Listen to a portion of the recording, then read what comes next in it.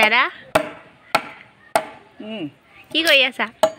এই চাং এখন দিব লৈছোঁ। কিহৰ চাং?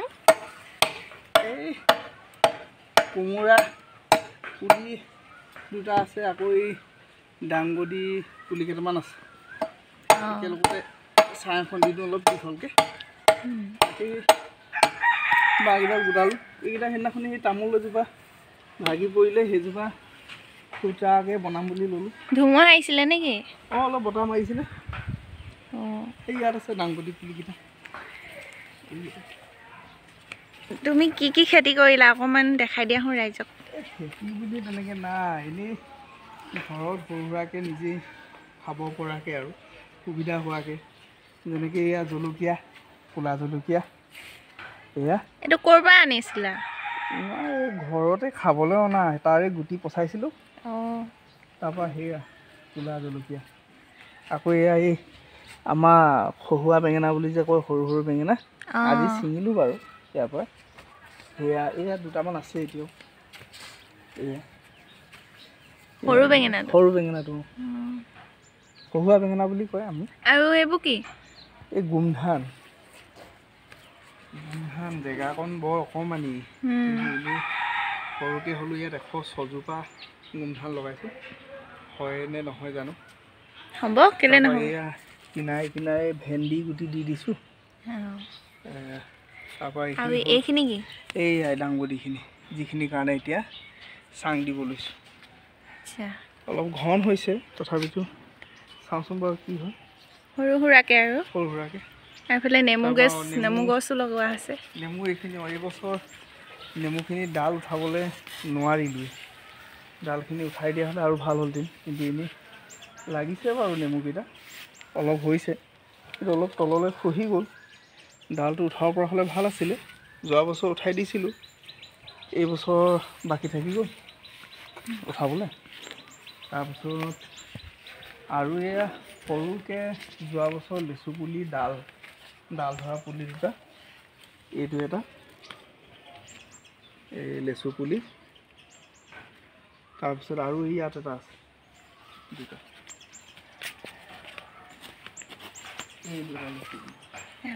চাফা কৰি দিয়া হোৱা নাই ছাইডবোৰ, এইখিনি কৰিম আৰু। লেচু পুলিটো ক'ৰ পৰা অনা হৈছিলে? এইটো মোৰ ডিউটি জেগাৰ ওচৰৰ মানুহ এঘৰৰ পৰা খুব লাগে মানে লমালমে। তাৰপৰা তেওঁলোকক ডাল ধৰিব দিছিলোঁ, ডাল ধৰিলে। অহা বছৰলৈ লাগিবই বুলি কৈছে, জানো কি হয় আৰু। তথাপিতো এতিয়া স্কুল বন্ধৰ কাৰণেহে লাগি থাকিব পাৰিছা। এই বিহু অলপ পিছততো ওলাই যামেই, গতিকে ৰাতিপুৱা সময়খিনি এনেই অকণমান লাগি দিছোঁ আৰু। তাৰপৰা সেই ইয়াত আম এজোপা আনি থোৱা আছে। এইজোপা আমজোপা আমাৰ ইয়াৰ নহয়, একচুৱেলি এইটো কেৰেলা প্ৰডাক্ট। এইটো ক'ৰ পৰা অনা হৈছিলে? এইটো মই অনলাইন অৰ্ডাৰ দিছিলোঁ। তাৰপিছত কেইবছৰ হ'ল বাৰু? পুলিটো পাত খিলাৰ যিটো গোন্ধ, বৰ ধুনীয়া গোন্ধটো। আমটো দীঘলীয়া দেখুৱাইছিলে, কিন্তু কেনেকুৱা হ'ব নাজানো। আজি এতিয়া 2বছৰমান হ'ল। অহা বছৰলৈকে হ'ব লাগে নেকি? নাই সময় লাগিব। এতিয়ালৈকে গছজোপা তেনেকুৱা একো ৰূপ লোৱাকৈ নাই। সময় লাগিব, শকত হ'ব লাগিব, আৰু 4-5 বছৰ লাগি যাব গছজোপা। তেনেকৈ আৰু বাকী এইফালে চজিনা এজোপা লগাইছিলোঁ। এজোপা কিন্তু বৰ বিশেষ দিন হোৱা নাই। এইজোপা বয়স 1.5 বছৰমানহে হ'ব। 1.5 বছৰ ঠিক হ'ব। তেনেকৈ চজিনা বৰ সোনকালে বাঢ়ে, চজিনাবোৰ সোনকালে বাঢ়ে।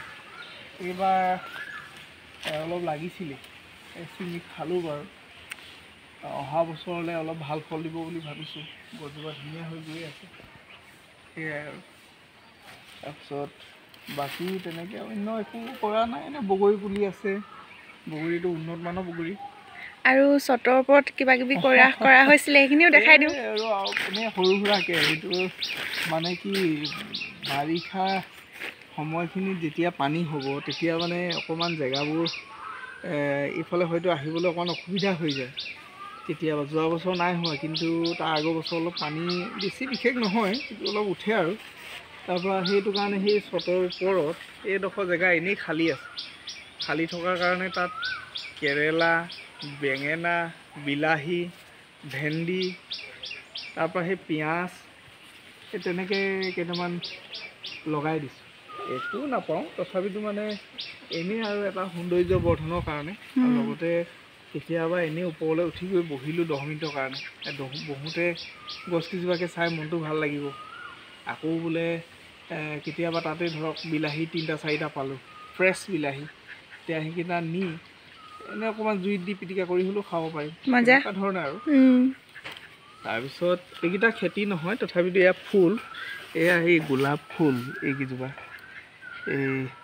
এজোপা ফুলিয়ে থাকে 12 মাহে ফুলে, 12 মাহে ফুলি থাকে, গোন্ধও ভাল ইয়াত।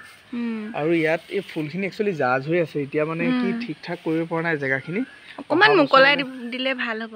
অহা বছৰলৈ কৰিম, এইটো গোটেইটো চিজি লগাম জেগাডোখৰ। ইয়াত মানে কি হৈছে, বৰ ধুনীয়া এজোপা, এই আমি নামটো ঠিক মই পাহৰিছোঁ, তগৰ নহয় জানো? তগৰ, ঠিক। এইজোপা বেলেগ তগৰ, আৰু এজোপা থোপে ফুলা তগৰ আছে। এইজোপা কিন্তু সম্পূৰ্ণ একেই তগৰৰ গোন্ধ, ইমান ধুনীয়া গোন্ধ, মলমলাই থাকে মানে।